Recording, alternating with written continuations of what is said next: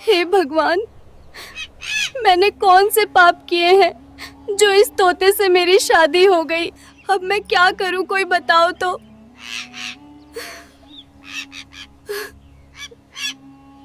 क्या हुआ जब एक लड़की की शादी तोते से हो गई? जी हाँ, आपने सही सुना। एक खूबसूरत लड़की की शादी एक तोते से हो गई और उसके बाद उस तोते ने लड़की के साथ जो किया उसे देखकर सब हैरान रह गए। आखिर ऐसा क्यों हुआ कि लड़की को एक तोते से शादी करनी पड़ी? आइए जानते हैं। बहुत समय पहले की बात है। चारों ओर हरियाली से भरा एक छोटा सा गांव था जहां लोग सादगी से जीवन बिताते थे। उसी गांव में कृपाल नाम का एक व्यक्ति अपनी पत्नी शारदा और बेटी नीलम के साथ रहता था।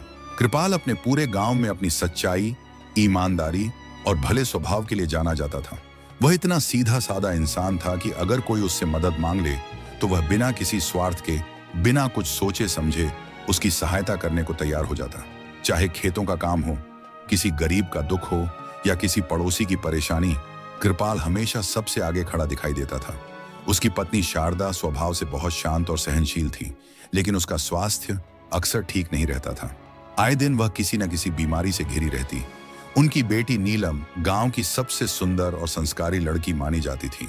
उसकी आंखों में एक अलग सी मासूमियत थी, चेहरे पर सादगी की चमक और व्यवहार में गजब की विनम्रता।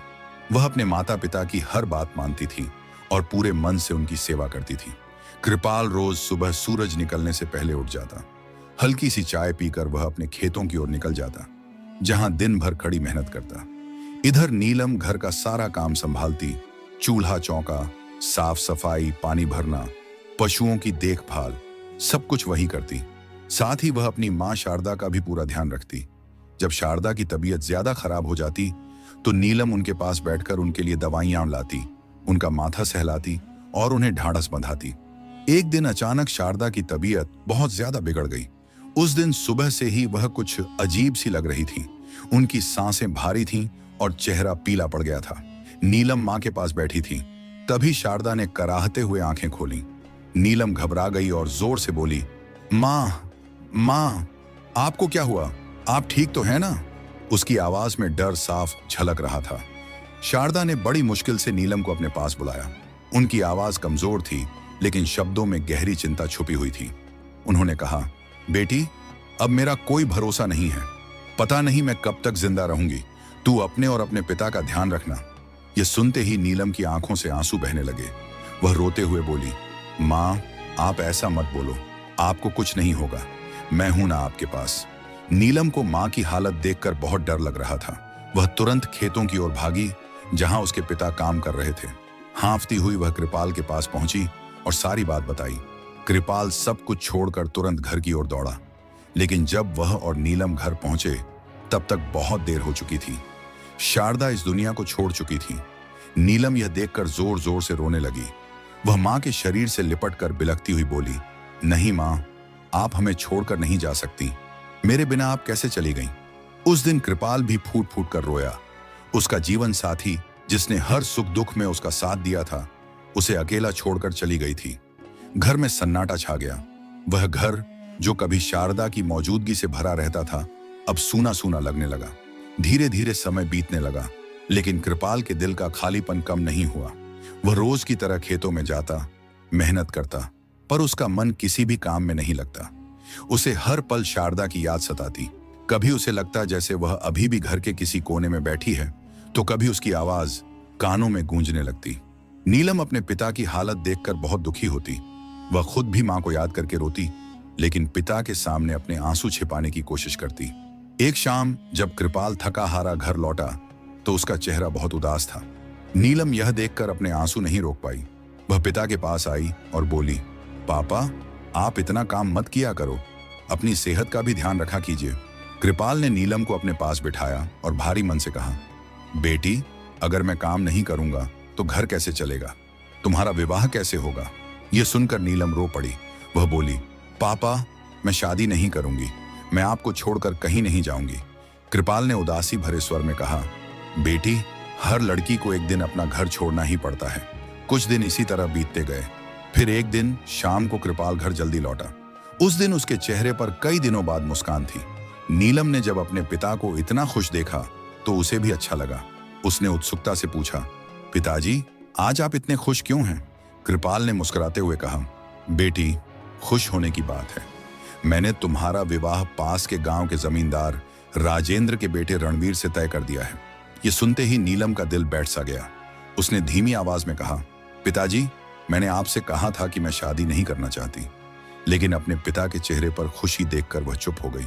मां के जाने के बाद उसने अपने पिता को कभी इतना खुश नहीं देखा था और वह उनकी खुशी छीनना नहीं चाहती थी। दिन बीतते गए, विवाह की तैयारियां शुरू हो गईं। धीरे धीरे शादी का दिन भी आ गया। उस दिन नीलम दुल्हन की तरह सजी धजी अपने घर में बैठी थी। लाल जोड़े में वह बेहद सुंदर लग रही थी, लेकिन उसकी आंखों में आंसू थे। बारात आने वाली थी। तभी उसके पिता उसके पास आए और बोले, बेटी, अब तुम्हारी शादी होने वाली है। अपने नए परिवार में खुश रहना। अपने पति को कभी अकेला मत छोड़ना। चाहे जो हो जाए, हमेशा उसका साथ देना। इतने में बारात दरवाजे पर आ पहुंची। ढोल नगाड़ों की आवाज गूंजने लगी। शादी की रस्में शुरू हुई। 7 फेरे पूरे हुए। जैसे ही विवाह संपन्न हुआ और नीलम ने रणवीर के गले में वरमाला डाली, उसी पल कुछ ऐसा हुआ जिसे देखकर सभी के होश उड़ गए। रणवीर अचानक एक तोते के रूप में बदल गया। चारों तरफ अफरा तफरी मच गई। बाराती, गांव वाले सब हैरान थे। कोई कुछ समझ नहीं पा रहा था। कोई कहने लगा लड़की का भाग्य खराब है, तो कोई कहने लगा लड़के पर कोई साया है। कृपाल यह सब देखकर सन्न रह गया। उसने कभी सपने में भी ऐसा नहीं सोचा था। उसने भारी दिल से नीलम से कहा, बेटी, अब यही तुम्हारा पति है। अब तुम्हें इसी के साथ रहना होगा। नीलम ने अपने पिता की बात मान ली। भारी मन और डरे हुए दिल के साथ वह उस तोते के साथ अपने ससुराल चली गई। जैसे ही वह वहां पहुंची, लोगों की भीड़ जमा हो गई। गांव की औरतें उसे ताने देने लगीं, देखो, ये कैसी लड़की है जिसका पति शादी होते ही तोता बन गया। नीलम चुपचाप सब सुनती रही, आंसू पीती रही और अपने भाग्य को स्वीकार करती गई। नीलम अब अपने ससुराल में थी, लेकिन यह ससुराल किसी भी नई दुल्हन के सपनों जैसा नहीं था। उसके साथ कोई इंसान नहीं, बल्कि एक तोता था जिसे सब उसका पति मानते थे। घर के आंगन में खड़े लोग उसे अजीब नजरों से देख रहे थे। कुछ की आंखों में दया थी, तो कुछ की नजरों में डर और तिरस्कार। सास ससुर का चेहरा भी उतरा हुआ था। वे समझ नहीं पा रहे थे कि इस अनहोनी को कैसे स्वीकार करें। घर की औरतें आपस में फुसफुसा रही थीं। कोई कहता, यह लड़की जरूर अभिशप्त है, तो कोई बोलता, ऐसी बहू से घर पर कोई विपत्ति ना आ जाए। नीलम का दिल हर शब्द के साथ और टूटता जा रहा था, लेकिन उसने किसी को जवाब नहीं दिया। उसने अपने सिर पर पल्लू ठीक किया और चुपचाप घर के अंदर चली गई। उस रात नीलम को एक छोटे से कमरे में ठहरा दिया गया। कमरे में उसके पास उसका वही पति तोता चुपचाप बैठा था। नीलम ने पहली बार ध्यान से उसे देखा। हरे पंख, चमकती आंखें, लेकिन उन आंखों में एक अजीब सी उदासी थी, जैसे वे कुछ कहना चाहते हों पर कह ना पा रहे हों। नीलम का दिल भर आया। वह धीरे धीरे तोता के पास गई और फर्श पर बैठ गई। उसने धीमी आवाज में कहा, मुझे नहीं पता हमारे साथ ऐसा क्यों हुआ, लेकिन अब मैं तुम्हें कभी अकेला नहीं छोड़ूंगी। तोता उसे बस देखता रहा। उसकी आंखों से मानो नमी छलक आई हो। नीलम ने उसे दाना पानी दिया और मन ही मन भगवान से प्रार्थना करने लगी कि उसे इस अजीब रिश्ते को निभाने की शक्ति दे। अगले दिन से नीलम ने घर की जिम्मेदारियां संभाल ली। वह सुबह जल्दी उठती, झाड़ू पोछा करती, खाना बनाती और पूरे घर का काम करती।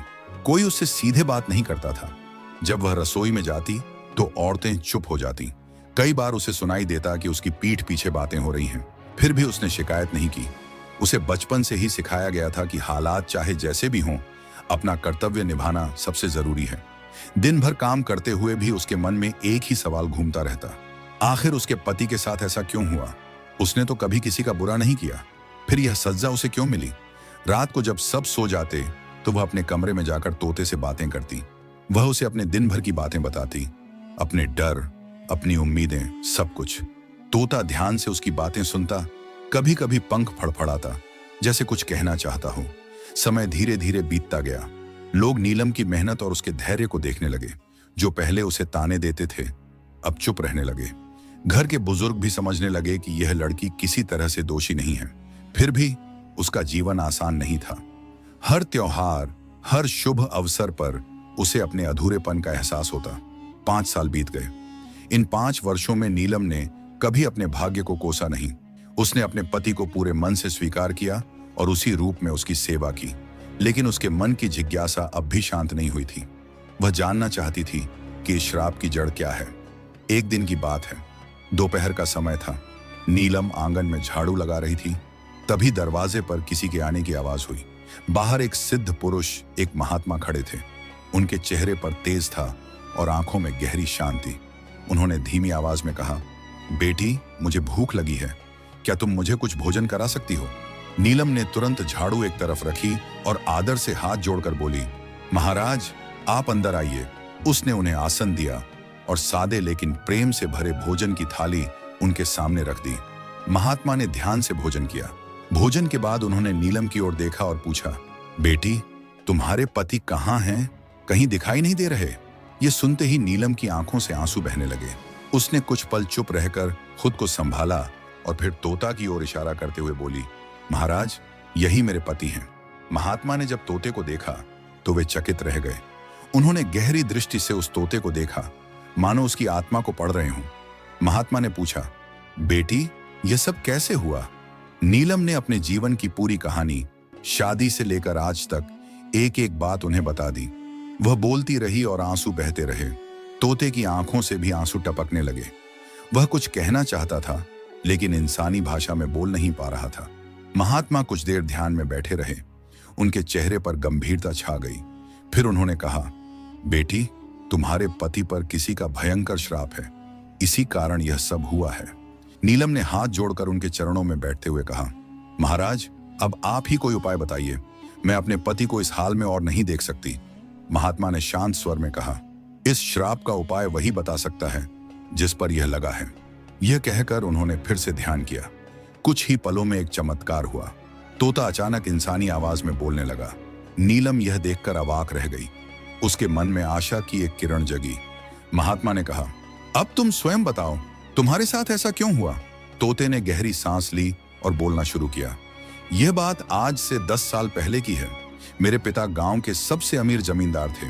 मुझे अपने धन और रूप पर बहुत घमंड था। मैं अपने गांव का सबसे सुंदर युवक माना जाता था।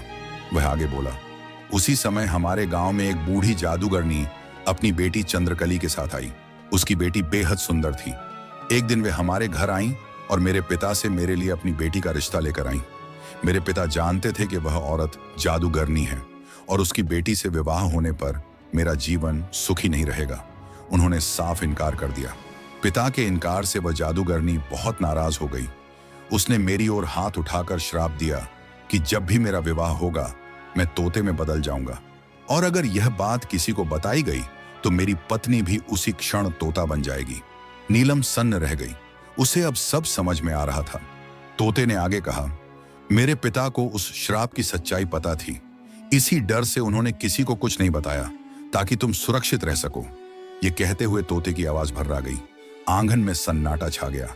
नीलम ने कांपते हाथों से हाथ जोड़कर कहा, महाराज, अब आप ही हमें इस श्राप से बचा सकते हैं। महात्मा कुछ देर सोचते रहे। फिर उन्होंने तोते की ओर देखते हुए कहा, अब तुम्हें वही करना होगा जो मैं कहूं। महात्मा ने गंभीर और शांत स्वर में तोते की ओर देखा। उनकी आंखों में गहरी समझ और करुणा थी। उन्होंने कहा, वत्स, अगर तुम सच में इस श्राप से मुक्त होना चाहते हो तो अब तुम्हें स्वयं उस जादूगरनी के पास जाना होगा। यही एकमात्र मार्ग है। नीलम यह सुनकर घबरा गई। उसका चेहरा पीला पड़ गया। वह तुरंत महात्मा के पास आकर बोली, महाराज, वह जादूगरनी बहुत क्रूर है। जिसने बिना सोचे समझे इतना बड़ा श्राप दे दिया, वह मेरे पति के साथ क्या कर देगी? मैं डरती हूं। महात्मा ने नीलम की ओर देखा और बड़े ही स्नेह से बोले, बेटी, डर को अपने मन में स्थान मत दो। जब नियत शुद्ध हो और उद्देश्य सही हो तो कोई भी बुरी शक्ति नुकसान नहीं पहुंचा सकती। तुम्हारे धैर्य और सेवा ने ही आज यह अवसर दिया है। तोता अब तक चुपचाप सब सुन रहा था। उसकी आंखों में वर्षों का दर्द और पछतावा साफ दिखाई दे रहा था। उसने इंसानी आवाज में कहा, नीलम, अगर इस कष्ट का अंत हो सकता है तो मैं हर जोखिम उठाने को तैयार हूं। नीलम की आंखों से आंसू बहने लगे। उसने धीरे से कहा, मैंने आपको हमेशा उसी रूप में स्वीकार किया है, चाहे आप जैसे भी रहें, पर अगर भगवान ने आज यह राह दिखाई है तो मैं आपका साथ दूंगी। महात्मा ने तोते को विस्तार से समझाया कि उसे जादूगरनी से क्या कहना है और किस प्रकार विनम्रता दिखानी है। उन्होंने कहा, तुम उससे क्षमा मांगना, कहना कि तुम उसकी बेटी से विवाह के लिए तैयार हो। उसके मन में वही इच्छा सबसे प्रबल है। वही इच्छा उसे तुम्हें श्राप से मुक्त करने के लिए विवश करेगी। अगली सुबह आसमान में हल्की लालिमा फैल रही थी। नीलम ने तोते को अपने हाथों से दाना दिया, पानी पिलाया और नम आंखों से उसे विदा किया। तोता कुछ देर तक उसे देखता रहा, जैसे उस पल को अपने मन में हमेशा के लिए कैद कर लेना चाहता हो। फिर उसने पंख फैलाए और उड़ गया। नीलम देर तक आंगन में खड़ी आकाश की ओर देखती रही। उसका मन डर, उम्मीद और प्रार्थना से भरा हुआ था। वह बार बार भगवान से यही कहती रही कि उसके पति को सुरक्षित लौटा दें। उधर तोता उड़ते उड़ते घने जंगल के बीच बनी उस पुरानी कुटिया तक पहुंचा जहां जादूगरनी रहती थी। कुटिया के आसपास अजीब सी नीरवता थी। सूखे पेड़, टूटी टहनियां और हवा में एक रहस्यमयी सन्नाटा। जादूगरनी कुटिया के बाहर बैठी कुछ मंत्र बुदबुदा रही थी। जैसे ही उसकी नजर तोते पर पड़ी, वह हल्की सी मुस्कुराई, मानो वह पहले से जानती हो कि वह आने वाला है। तोता उसके सामने जमीन पर उतर गया और सिर झुकाकर बोला, मुझे क्षमा कर दीजिए, मैंने आपके साथ बहुत बड़ा अन्याय किया। मैं आपकी बेटी से विवाह करने को तैयार हूं। कृपया मुझे मेरे असली रूप में लौटा दीजिए। जादूगरनी की आंखों में वर्षों से दबा लालच और क्रोध एक साथ चमक उठा। वह खिलखिलाकर हंसी और बोली, आखिरकार तुम्हें मेरी बेटी की कीमत समझ में आ ही गई। अब तुम मेरे सामने झुके हो। उसने अपने झुर्रियों भरे हाथ उठाए, कुछ मंत्र पढ़े और जोर से फूंक मारी। देखते ही देखते तोते के पंख झड़ने लगे, उसका शरीर फैलने लगा और कुछ ही पलों में वह एक सुंदर युवक में बदल गया। रणवीर अपने असली रूप में लौट आया था। रणवीर ने जमीन पर गिरकर जादूगरनी के चरण छुए और कहा, आपकी कृपा से मुझे नया जीवन मिला है, मैं आपका आड़नी रहूंगा।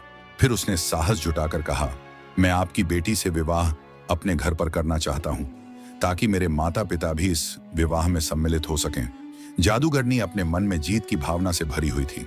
उसने सोचा कि अब वह जमींदार के घर की मालकिन बनेगी।